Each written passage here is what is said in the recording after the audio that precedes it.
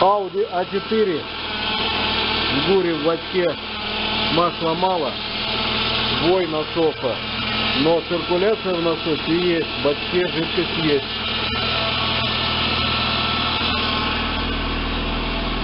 Подсоединяем адаптер, меняем масло.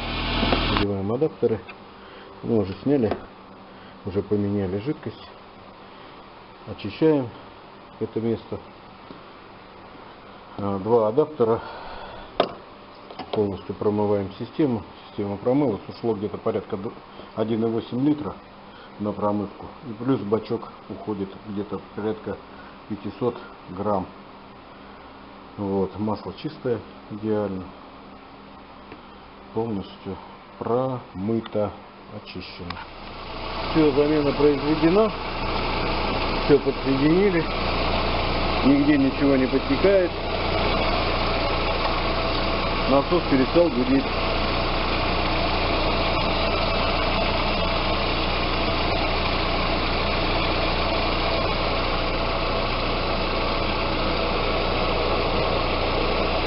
Ресурс данного масла достигает при общем пробеге от 30 до 60 тысяч